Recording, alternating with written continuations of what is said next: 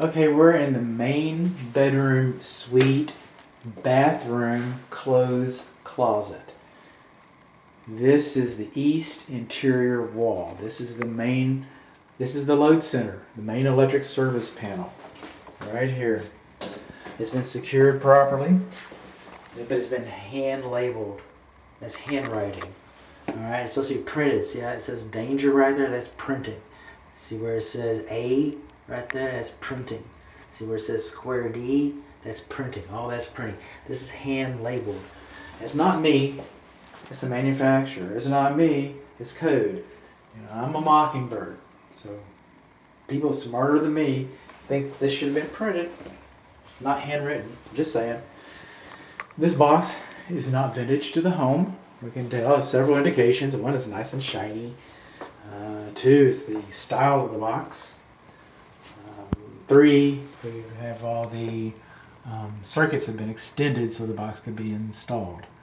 And this is copper to copper wires. Let's kind of use this as an example. Coming in here, we're not hiding aluminum. All right, just make sure. No, we got copper to copper. That's what we've got here. What else have we got? Well, let's get that on nice and tight. Come on, Grampy.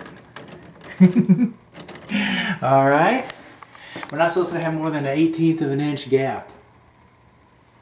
All right, that compromises the fire blocking. And because this is an installation, a recent installation, I'm not seeing a permit. I'm not seeing a building permit.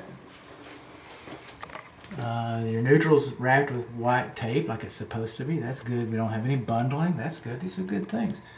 L1 and L2, okay, they're supposed to have neoprene rubber booties on them. If you don't know those are hot, you don't belong in this cabinet. I get that. But they're supposed to have little covers on them so that you know, to protect people who shouldn't be in this cabinet. This is L1 here, and it's too close to the dead front cover plate. No, that's the cover plate right there. It's too close. Should not be touching it. Coming on along, see this right here? That's for the air conditioning system. That white wire that's over here is probably for the oven. That white wire. Okay, cable, actually, for this matter. Stranded cable. But these white leads going into the circuit breakers, they should be wrapped with black tape so that any fool would know that those are hot. Now, if you're in this cabinet and you don't know they're hot, you don't belong in this cabinet. I get that. But they're supposed to be wrapped with black tape. I'm not making this stuff up. All right. So we got the gap that's more than 1/18 of an inch, and also this cabinet was screwed into place. Screws are faster. Screws are tighter. I get that. Screw it in there, Philip. Let's go to the beer store. Oh, Doug, you're so fast. I'm getting a raise pretty quick. So anyway, if this structure were to experience like a tornado, for example, if a tornado blows this house up, you've already got a bad day. I know, just like the vent fan in the kitchen and this, that you're going to hear. Oh, you probably did because it's the attic video. But if it was nailed in place properly, it would stand a better chance of withstanding. Another thing is this is our second ground, and our first ground right over here, that copper wire going out. Okay, they're supposed to have two grounds. You do have two grounds here, but they join on the other side of the wall at the same grounding rod. You're supposed to have two grounding rods no further apart than 6 feet. Another thing that's not going on in here is the bonding location is not labeled. I didn't see it on the water heater. I don't know where the house is bonded at. So I can't prove that it's bonded. It probably is. Look at this.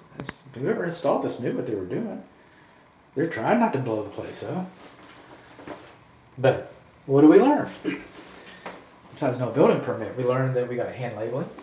We learned that we got more than an 1/18 of an inch gap. We learned the cabinet was screwed in and the bonding location is not labeled. We learned that our hots are not wrapped with black tape. We learned that our L1 and L2 do not have protective covers on them. And we learned that L1 is touching the dead front cover panel. And that's it. Oh, and electric service panels. You know why they didn't pull a permit for this? You know why there's not a permit for this? Electric service panels shouldn't be located in clothes closets. This panel should have been installed on the wall, on the other side of the wall.